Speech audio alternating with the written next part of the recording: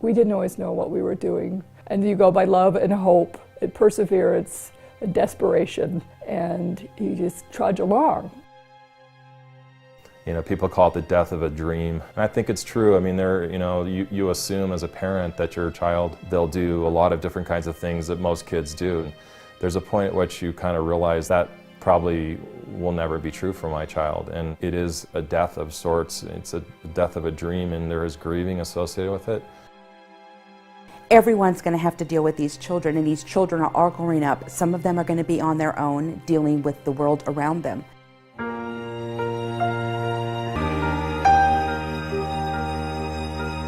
We noticed an issue from the very beginning. When he was about 2 months old to 3 months old, we really thought there was a problem, that maybe he was blind. We were concerned about vision issues and for hearing issues as well. At 3 weeks old, he started vomiting, projectile vomiting, and all night long we called his family practitioner, and he suggested we go into the hospital because he was under a month, and it wasn't for really another 24 hours that they realized he was having a stroke. The initial diagnosis, she wanted us to be evaluated by the team, so I think we were sort of hopeful as well as a little bit in denial, trying to decide, well, there's some issues, but I'm sure it's not autism. And then by the time we got to 3 months down the road with the diagnosis of autism, it was still a little heart-wrenching. I cried and said, okay, well now it's definite.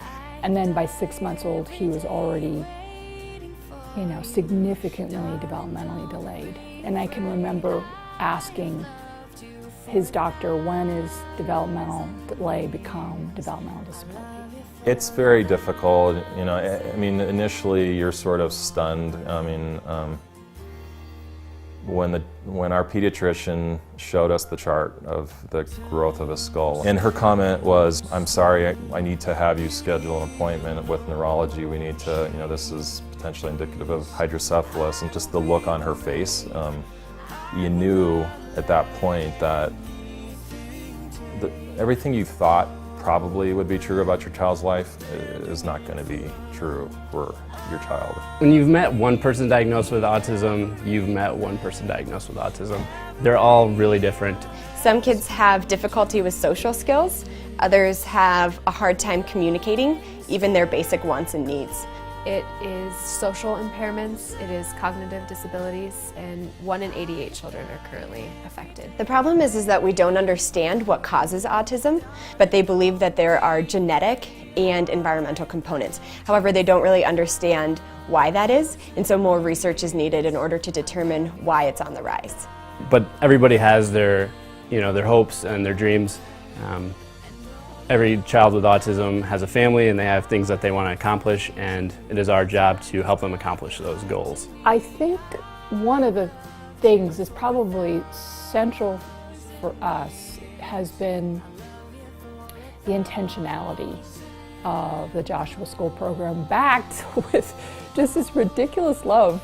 We tried putting Jack into the special education classrooms in one of the large districts here. It was a very frustrating process of, just seeing time go by and not seeing anything happening, not seeing any results. Joshua School comes from a place of persistence, vision, being proactive. In Texas, we were in 3 different schools. In Virginia, we were in 4 different schools. And then here in Colorado, we've been in just the 2 different schools, 1 school in the district, and then we've been able to come to Joshua. He's more comfortable, he wants to go to school, and that has never been a case. And he's even a teenager, and he wants to go to school. So that's a real plus. His ability to communicate with us was limited to a handful of words, or maybe you would say word approximations, because they're not very clearly articulated. When he came to the Joshua School, they spent a period of time trialing a lot of different kinds of devices, and by the time they had done this work, all these trials, they knew exactly which physical device with which software were, exactly the right one for Jack. And he's adopted it, he's made it his own, And he now has the ability to talk to people outside our family in a way that they understand him. And it's just a huge thing for him. It's life-changing, truly, for our family and for him. I don't even know how they do it all. But what I love is that persistence, vision, backed by, by love and faith in him. I've never worked at a place where every student is so excited to come in the building, but so is every single staff member. The kids come in and they are treated with the utmost respect every second of every day. I think there should be more schools like the Joshua School. I've worked at a lot of different places, school districts, in-home therapy, and there's nothing like the Joshua School that I've ever seen. The Joshua School is really important for the children especially, making sure that they're able to become as independent as they possibly can, have the highest quality of life that they could have, but also for the families, making sure that the families have the highest quality of life that is possible. Kids here are treated as individuals, their dignity is constantly respected, and they're just loved by every staff member that works with them. We all have good days and we all have bad days, but I think the students at the Joshua School learn that no matter how bad their day is, they still have the love and admiration of their teachers. I believe the community gets an opportunity to see what these kids can do, and the Joshua School takes them out there to allow that to happen, and that's just a wonderful thing. He picked somebody to come work with him, and he asked to do work. And he wanted her to come to his desk, and he wanted her for her to sit with him and do his work. And you don't understand how big of a thing that is. I mean, that's just, for him, that's so far from where he was a year and a half ago. It's just a completely different place, and it's unbelievable. That's success. We've had many of his teachers who haven't known what to do with him, haven't been able to figure out how to get him through days. So for us, our biggest concerns was just getting an environment that wanted him, that welcomed him, that believed in him, that saw him as a person of possibility. And I can't say we found that all that often. Not that often. We have found it at Joshua School.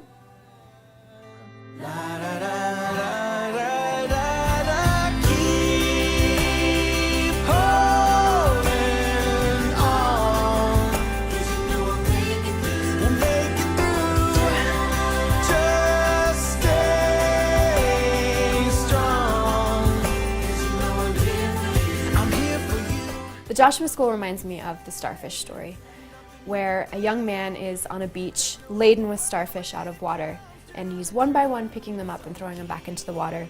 An old man walks by and kind of sees that he's doing this and addresses him and says, "Why are you wasting your time? You'll never make a difference to all these starfish."